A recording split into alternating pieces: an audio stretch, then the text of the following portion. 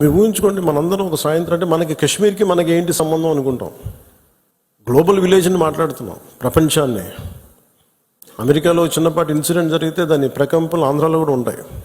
It's become a global village. అలాంటిది దేశం సరిహద్దులు ఏమి జరిగినా, దేశం లోపల ఏమి జరిగినా దాని ప్రకంపనలు మనకు కూడా తగిలి తీరుతాయి.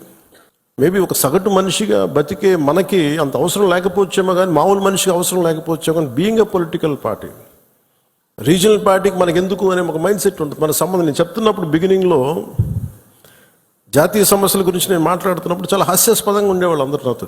నీకు ఎందుకు ఇవన్నీ స్టేట్స్ విషయాలు చూసుకుంటే, state is a part of the country కదా, state is a part of the nation. How do we ignore?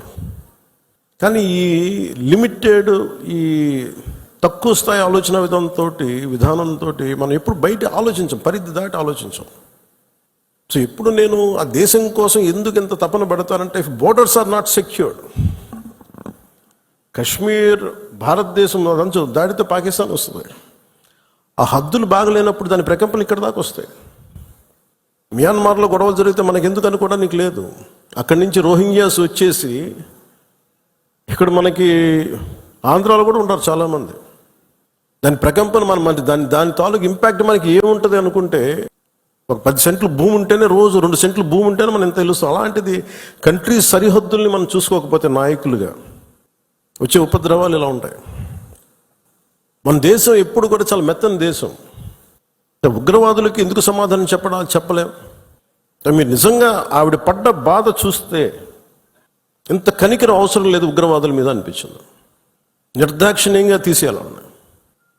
ఆవిడ అన్న మాటలు, చంద్రమౌళి గారు మేము మన వైజాగ్లో కనుక, ఆయన retired employee, bank employee, retirement plan ఏం చేయాలో, పిల్లలు అమెరికా వెళ్ళిపోయి ఏం చేయాలో తెలియక ఆయన జస్ట్ ఒక 5 రోజుల కన్నా వెళ్తే ప్రాణాలు పోయినాయి. మీరు ఊహించుకోండి, మన సరదాగా చాట్ తిందామని చెప్పి హైదరాబాద్లో గోకుల్ చాట్కి వెళ్తే బాంబ్ బ్లాస్ట్ జరిగింది, ప్రాణాలు పోయినాయి. Simple chat. అలాగే పార్క్ వెళ్దాం, లుంబిని పార్క్ వెళ్ళి కూర్చుందాం పిల్లా పాపలతో అంటే బాంబులు పేలినాయి. అంటే ఉగ్రవాదం తాలూకు పంజా అన్నిటి మీద ఉంటుంది. దీంట్లో దాదాపు 26 మంది చనిపోయారు. ఈ గుర్రాలని తీసుకెళ్ళి ఒక్కతను మటుకు ఒకే ఆయన ముస్లిం, మిగతా 25 మంది 25 మెంబర్స్ హిందూస్. అది కూడా ఆయన ఎదిరించాడు. ఆ గుర్రాలను తీసుకెళ్లే వ్యక్తి ఉగ్రవాదులు ఎదిరిస్తే ఆయన చంపేశారనేది వార్త.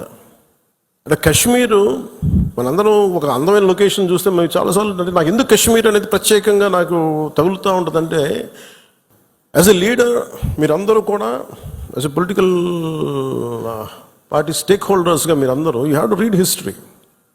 అంటే ఇవి భవిష్యత్తులో జరగకుండా ఉండాలి అంటే దాని తాలూకు కాశ్మీర్లో తూటాలు పేలితే దాని ప్రకంపనలు ఇప్పుడు మన పార్టీ దాకా ఎలా వచ్చినాయో, ఇది దేశం అంతా ఇట్లాగే ఉంది పరిస్థితి. అంటే ఒక వాస్తవాన్ని వాస్తవంగా చెప్పడంలో తప్పే ఉంది అన్న. మన జర్నలిస్టులు కూడా మాట్లాడుతూ ఉంటే, ఒక వర్గం మీద ఇంకో వర్గం అంటే మీరు ఎందుకు ఇంత లోపాయికారిగా మాట్లాడతారన్న. సన్నాయి నొక్కులను ఎందుకు నొక్కుతారు మీరు? When you are targeted based on your religion, let us say it. చెప్దాం దాన్ని. అంత మాత్రాన ద్వేషమని కాదు, ఉగ్రవాదుల మీద కోపం అది. మన నాయకులు, ఇంతమంది ముస్లిం నాయకులు ఉన్నారు ఇక్కడ మనకి. ఈ రోజున మనం వివక్ష చూపించామా? భారతదేశంలో అన్ని వర్గాల మీద గొడవలు ఉంటాయి. చిన్న చితక గొడవలు లేకుండా ఎందుకుంటే ఒక ఇంట్లోనే గొడవలు ఉంటాయి. కానీ మన దేశం ఏర్పడిన విధానం మటుకు మన అందరూ అవగాహన చేసుకోవాలి. ఎందుకంటే ఎందుకు నేను 3 రోజులు సంతాప దినాలుగా ప్రకటించిన ఆ బాధ నాకు తెలుసు ఎలా ఉంటుందో. అప్పటికి మధుసూదన్ గారు చనిపోయిన సంగతి కూడా నాకు తెలియదు.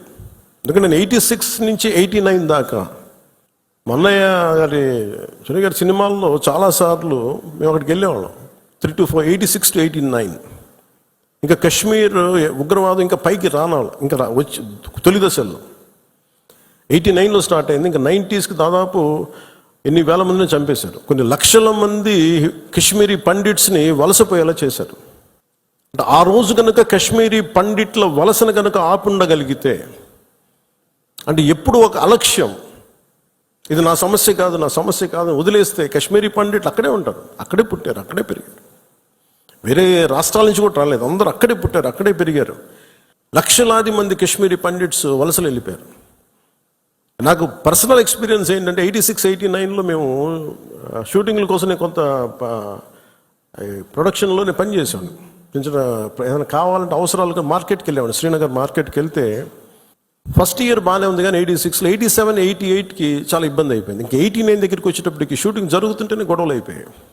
1-2 రోజులు త్వరగా ముగించుకొని వచ్చేస్తుంటే అప్పుడున్న కశ్మీరీ పండిట్ ఒక అతను చెప్పాడు, ఇంక మీరు రాలేరు ఇక్కడికి అన్నాడు. ఎందుకంటే మా మొహల్లాల్లో మా ఏరియాల్లో చాలా ఇబ్బందులు అయిపోతున్నాయి, మాకు ఇబ్బంది వచ్చేసరికి మీరు రాలేరు కళ్యాణ్ మీరు అని చెప్పాడు.